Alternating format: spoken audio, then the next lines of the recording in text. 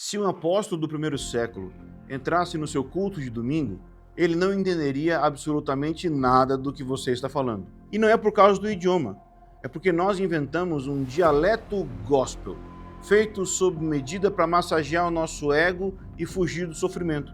Nós criamos um dicionário de frases de efeito a ponto de que a teologia da maioria dos cristãos hoje cabe inteira no para-choque de um caminhão. Você provavelmente disse uma dessas frases hoje de manhã. Meu nome é Ângelo e você está no meu canal. Hoje nós vamos pegar 5 dessas frases e colocá-las à luz do Novo Testamento. Se você não tem estômago para ser corrigido, já pode fechar o vídeo aí e ir embora. Frase número 1. Você está em crise porque abriu uma brecha. Alguém fica doente? Abriu uma brecha. Algo dá errado no casamento? Brecha. A empresa faliu? Brecha. Aí alguém vai dizer: ah, Ângelo, mas a Bíblia diz em Efésios 4:27 para não dar lugar ao diabo. Tá vendo a brecha aí? Pelo amor de Deus, para de ler esse versículo isolado e leia ele no contexto. O que Paulo está dizendo em Efésios 4? O versículo anterior, o 26, diz: irai-vos e não pequeis, não se ponha o sol sobre a vossa ira. O que é dar lugar ao diabo? O que esse texto significa? Paulo está dizendo que se você nutrir amargura, se você guardar raiva e ressentimento contra o seu irmão, você destrói a unidade da igreja. O lugar ao diabo aqui é ético e relacional. Paulo está falando de caráter. Não é um portal místico do Star Wars que você abriu na atmosfera e que deu o direito legal de um demônio entrar no seu pâncreas e te dar uma úlcera. Não! Onde a Bíblia promete que todo sofrimento é resultado de um pecado específico seu? Em lugar nenhum. Na verdade, em João 9, Jesus aniquila esse raciocínio. Os discípulos olham para um homem cego de nascença e perguntam a Jesus: Rabi, quem pecou, ele ou os pais dele? Está vendo a mente aí? Igual a mente neopentecostal operando. Eles pensam exatamente como nós. Se o cara é cego, alguém deve ter aberto brecha. A culpa é de alguém. Tem um demônio hereditário de família aí. E Jesus responde de forma direta: nem ele pecou, nem os pais dele, mas isso aconteceu para que as obras de Deus se manifestassem nele. Se você quer o golpe final nessa mentira, leia o livro de Jó. Os 3 amigos de Jó, Elifaz, Bildade, Zofar, foram os primeiros pregadores da teologia da brecha. Eles sentaram ao lado de Jó, que estava coberto de feridas e de luto, e disseram: Jó, confessa, onde você errou? Qual foi o seu pecado oculto? Você abriu uma brecha? Né? É como se eles tivessem dito algo desse tipo. Sabe o que Deus faz no final do livro? Ele manda a ira dele contra esses 3 amigos. O capítulo 1 do livro diz com todas as letras que Jó era íntegro, reto, se desviava do mal. O sofrimento dele não foi uma disciplina, foi um mistério da soberania de Deus. E sim, o pecado deliberado pode atrair a disciplina de Deus e dar ocasião ao adversário. Mas o erro diabólico do meio neopentecostal é transformar exceção em regra absoluta. É olhar para toda dor como uma punição. Meus irmãos, pregar que toda dor é uma brecha é a lei do karma. Isso é espiritismo. Não é o evangelho apostólico. Nós transformamos Deus num contador de falhas, num burocrata celeste, pronto para soltar um demônio na sua vida se você tropeçar. Então escute bem: doença, luto, tragédia, nem sempre são revelação de falta de fé. Às vezes, coisas ruins acontecem pelo simples fato de que o pecado quebrou o mundo. A morte ainda opera e nós ainda estamos vivendo debaixo dos gemidos da criação, aguardando a redenção do corpo. Pare de tentar achar um demônio onde existe apenas a realidade para um mundo caído. Pare de colocar um peso esmagador de culpa nas costas de quem já está sofrendo. A igreja deveria de ser um hospital para consolar os aflitos e não um tribunal para acusar quem está sofrendo. Agora, se você achou que a teologia da brecha é grave, espere até ver a arrogância que nós normalizamos na nossa oração. A frase número 2 é a feitiçaria gospel que invadiu o altar. A frase número 2 é: eu declaro minha cura, eu determino minha vitória, eu cancelo esta realidade negativa. Aí o pregador da confissão positiva vai levantar para mim e vai gritar: mas Ângelo, a Bíblia diz em Joel, digo fraco, eu sou forte. Meus irmãos, esse é o maior exemplo de como nós pegamos a Bíblia e transformamos ela num livro de feitiçaria gospel. Leia Joel capítulo 3. Aquele texto não é sobre uma pessoa doente no hospital confessando saúde para atrair cura. Aquele texto é um cenário apocalíptico. É um decreto de guerra de Deus chamando as nações ímpias para o julgamento no vale de Josafá. Deus está dizendo, com ironia profética, forjem espadas das suas enxadas, prepare-se para a guerra contra o Todo-Poderoso. Até o mais fraco entre vocês peguem armas e diga, eu sou um guerreiro, ou seja, digo fraco, eu sou forte. Quando nós pegamos um texto escatológico de juízo final e nós transformamos num mantra de autoajuda para decretar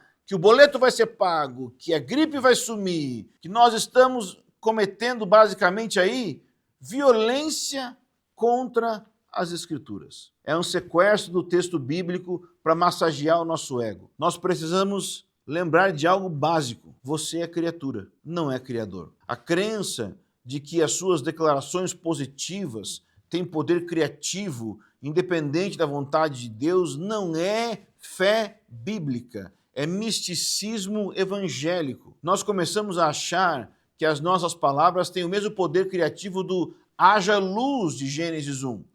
Nós fomos ensinados que o universo é obrigado a obedecer a nossa confissão. Mas fé não é forçar Deus a fazer o que eu determino. A fé é descansar na vontade soberana de Deus, mesmo quando ele diz não. Agora, preste muito atenção numa diferença fundamental aqui. Nós cremos no poder das palavras? Claro que sim. Provérbios diz que a morte e a vida estão no poder da língua. Agora, uma coisa é você tentar brincar de Deus e decretar que a realidade material tem que mudar porque você mandou. Outra coisa completamente diferente e totalmente bíblica é você proclamar o evangelho para você mesmo. É você abrir sua boca e declarar para sua própria alma as verdades que a Bíblia diz sobre você. Quando você se sente culpado, por exemplo, você lembra que em Cristo há perdão. Quando você se sente rejeitado, você lembra que você foi adotado como filho. Quando você se sente fraco, você lembra que a graça de Deus é suficiente. Isso não é tentar criar uma nova realidade com palavras. É alinhar o seu coração com a realidade que Deus já revelou nas Escrituras. Quando você prega o Evangelho para si mesmo, no meio do caos, você não está mudando o universo com o poder da sua palavra. Você está gerando fé no seu próprio coração. Você está lembrando sua alma de quem é o seu Senhor. E quando sua fé inunda o seu coração, a sua reação diante das circunstâncias muda completamente. O problema pode até continuar lá, mas você ganha uma coluna vertebral de Cristo para enfrentá-lo. A fé bíblica não é uma técnica mental para forçar Deus a fazer o que eu determinei. A fé bíblica é descansar na vontade soberana de Deus, seja no triunfo, seja na tragédia. A verdadeira força do cristão não vem de gritar para o espelho que tem poder. A força do cristão vem de abraçar a própria fraqueza e deixar o poder de Cristo repousar sobre ele. Mas de onde vem essa mania de querer dar ordens ao universo? Vem do ego alimentado pela nossa terceira frase. A frase número 3, olha, se você já não ouviu ela, ou gritou isso no acampamento de jovens, que é basicamente assim: você foi chamado para transformar a sua geração, você foi chamado para mudar o mundo. Rapaz, Será mesmo? Será que foi para isso mesmo? Nós fomos, infelizmente, impregnados com a ideia de que todo cristão deve ter um chamado extraordinário. Se a pessoa não abrir uma ONG na África ou não tiver mais de 1000 membros na sua igreja, ela fracassou no chamado. E sabe qual é o veneno dessa teologia do super-herói? Ela gera um desprezo diabólico pela vida comum. Ela faz o cristão, que é lixeiro, pedreiro, caixa de supermercado, se sentir um crente de segunda classe. A pessoa acorda cedo, vai trabalhar e fica achando que a vida dela não tem valor espiritual, como se ela estivesse perdendo tempo no secular, enquanto o grande chamado não chega. Preste muita atenção nisso. Não há demérito e não há desprezo nenhum em ser lixeiro, muito pelo contrário.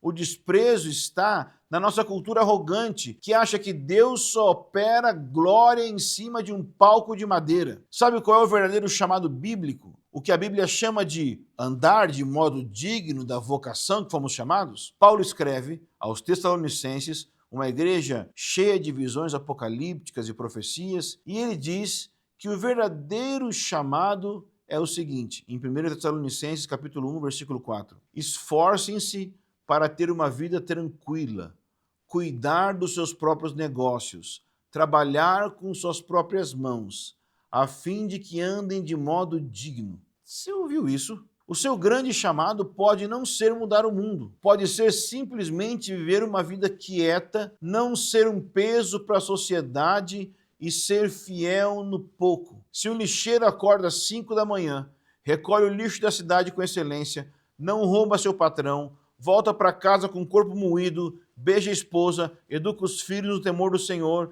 e sustenta sua casa para a glória de Deus, escute o que eu vou te dizer. Esse homem é tão ungido e tão espiritual e está cumprindo um sacerdócio tão sagrado no reino de Deus quanto o cara que prega para 10.000 pessoas num estádio lotado. Nós precisamos parar de dividir a vida entre secular e espiritual. A glória de Deus não foge da rotina. A glória de Deus habita e brilha na fidelidade feroz de uma vida ordinária e fiel. Nós queremos mudar o mundo, mas terceirizamos a nossa própria inteligência nas coisas básicas da vida. E isso nos leva à frase de número 4. Frase número 4. Deus me mandou usar essa camisa.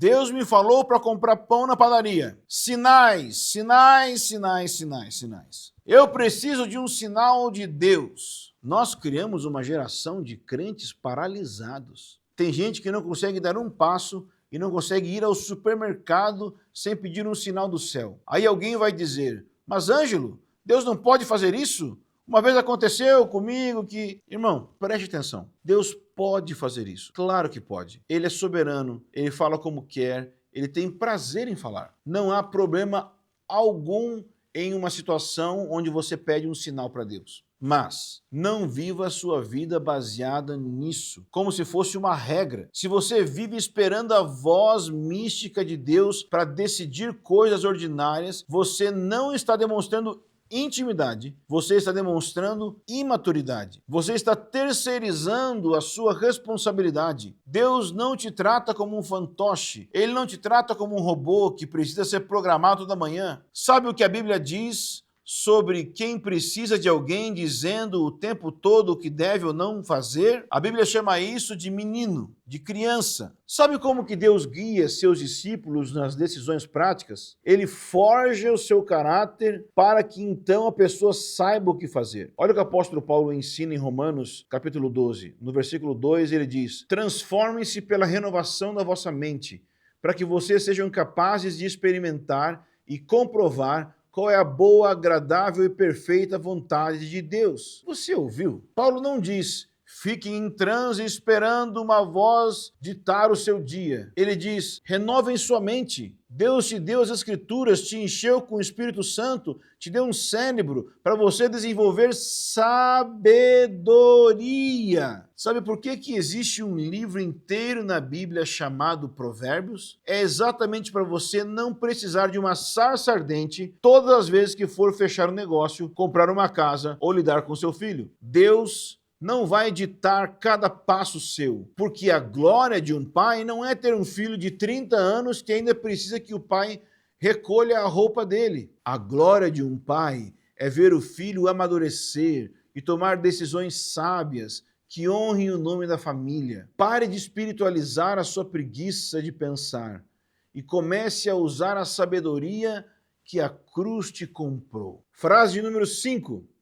O culto hoje foi muito frio, não senti Deus. Preste atenção no perigo teológico que está escondido nessa frase. Você está me dizendo que o Criador do Universo, o Deus Santo de Israel, estava ausente da congregação porque a música não conseguiu acionar os gatilhos emocionais. Sem perceber, nós estamos reduzindo o Espírito Santo a uma endorfina gospel. Nós transformamos o culto num balcão de entretenimento onde a gente precisa de um pico emocional para dar nota 10 no final. Deixa eu te lembrar de uma teologia básica. A presença de Deus não é medida pela quantidade de lágrimas no nosso rosto. Se a palavra foi pregada com fidelidade, se Cristo foi exaltado e a igreja estava reunida em reverência, a presença de Deus estava lá. Se você não sentiu nada, talvez o problema não seja que o culto foi frio.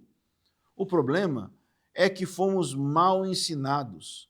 Nós criamos o vício na experiência intensa, a ideia de que os cultos precisam produzir algo o tempo todo, produzir experiências emocionais intensas. Nós achamos que se ninguém caiu no chão, se ninguém chorou, o culto foi frio. Nós somos viciados em dopamina espiritual. Sabe o que John Wimber, fundador da Vineyard, falava? Ele foi um dos maiores líderes carismáticos na história. Sabe o que ele fazia? Um detalhe que muita gente não sabe é que antes dele converter, Wimber era um músico profissional. Ele foi tecladista de uma banda famosa chamada Righteous Brothers. Ou seja, o cara entendia profundamente do poder que a música tem de manipular a psique humana. E justamente por saber disso, ele era o líder carismático mais cético quanto à histeria que pode acontecer em cultos pentecostais e carismáticos. Muitas vezes, no momento do apelo, com as pessoas chorando, ele mandava o tecladista parar de tocar, acendia as luzes, sabe para quê?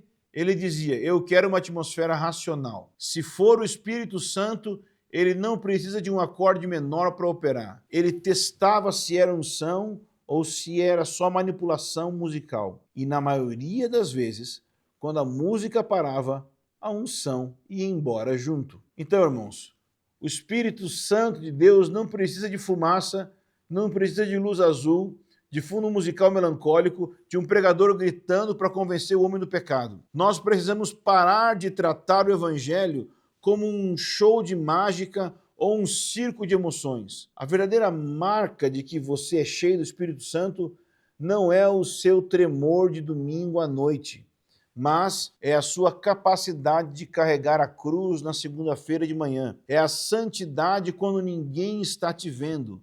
É a sua fidelidade quando nada dá certo. Se você concorda que a igreja precisa amadurecer e limpar esse altar de superstições, compartilhe esse vídeo agora. Manda no grupo de jovens, manda para a sua liderança e comenta aqui embaixo qual desses 5 absurdos mais te irrita e que você não aguenta mais ouvir. Terminei.